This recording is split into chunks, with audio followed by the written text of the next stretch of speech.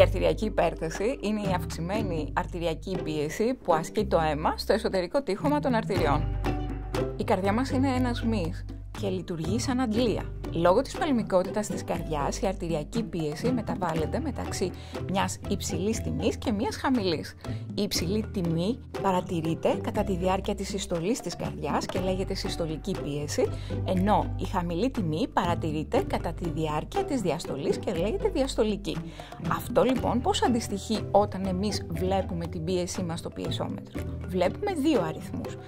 Ο πρώτος αριθμός αντιστοιχεί στη συστολική πίεση και λέγεται, όπως τη λέει ο λαός μας, η μεγάλη μου πίεση, ενώ ο δεύτερος αριθμός αντιστοιχεί στη διαστολική πίεση ή αλλιώς μικρή πίεση.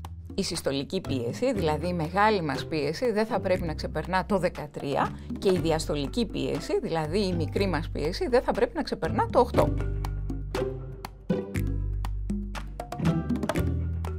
Ας ορίσουμε λοιπόν ποια είναι τα πιο πιθανά αίτια για να αναπτύξουμε αρτηριακή υπέρταση. Τη διακρίνουμε σε δύο οντότητες, την πρωτοπαθή αρτηριακή υπέρταση και τη δευτεροπαθή αρτηριακή υπέρταση. Η πλειονότητα των ανθρώπων που έχουν υπέρταση είναι συνήθως πρωτοπαθή, σε ένα ποσοστό 90 με 95%. Τα πιο κοινά αίτια αφορούν το θετικό οικογενειακό ιστορικό και την ηλικία. Υπάρχουν όμως και άλλοι παράγοντες κινδύνου, όπως είναι το κάπνισμα, η υπερβολική κατανάλωση αλκοόλ, η κατανάλωση αλατιού, η έλλειψη άσκησης και το στρες, τα οποία μπορούν να τροποποιηθούν.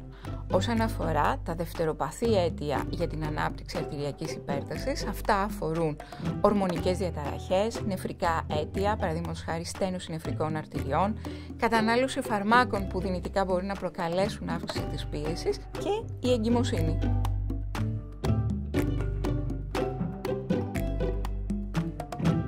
Η μη καλά ρυθμισμένη αρτηριακή πίεση αποτελεί σοβαρό παράγοντα κινδύνου για την ανάπτυξη καρδιακών νοσημάτων, όπως είναι το έμφραγμα του μυοκαρδίου και η καρδιακή ανεπάρκεια, νεφρολογικών νοσημάτων ή παθήσεων που μπορεί να αφορούν και τα μάτια.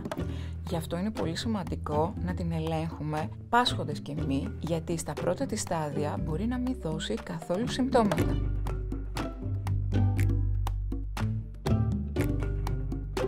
Η υιοθέτηση ενός υγιεινού τρόπου ζωής, ως κλισέ, ίσως να μας έχει κουράσει όλους. Ας γίνουμε όμως λίγο πιο συγκεκριμένοι. Η μέση κατανάλωση αλατιού που χρειάζεται ο ανθρώπινος οργανισμός είναι περίπου 4 με 5 γραμμάρια την ημέρα. Αντιθέτως, εμείς καταναλώνουμε περίπου 50 γραμμάρια την ημέρα.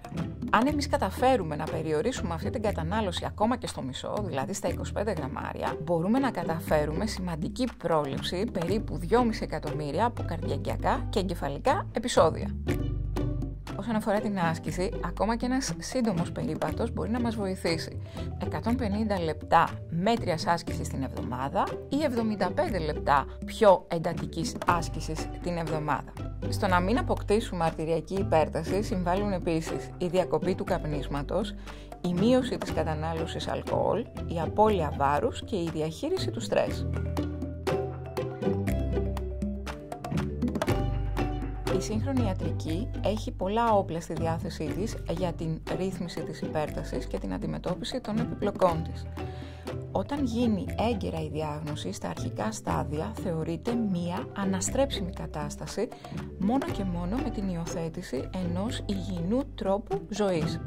Αν αυτό δεν επιτευχθεί, υπάρχουν στη διάθεσή μας πολλά φάρμακα, τα οποία ο γιατρός σε συνεργασία με τον ασθενή του μπορεί να εφαρμόσει. Είναι όμως σημαντικό να γνωρίζουμε ότι το 50% των ασθενών τον πρώτο χρόνο από τη διάγνωση της αρτηριακής υπέρτασης ή δεν παίρνει σωστά τα φάρμακά του ή δεν τα παίρνει καθόλου. Με αφορμή την Παγκόσμια ημέρα κατά της υπέρτασης, το σύνθημα για το 2023 είναι «Μετράμε με ακρίβεια την πίεσή μας, την ελέγχουμε συστηματικά, ζούμε περισσότερο». Άλλωστε, όπως λένε και οι οργανούλιδες, το μέσα μας είναι που μετράει. Αυτό ισχύει και στην υπέρταση.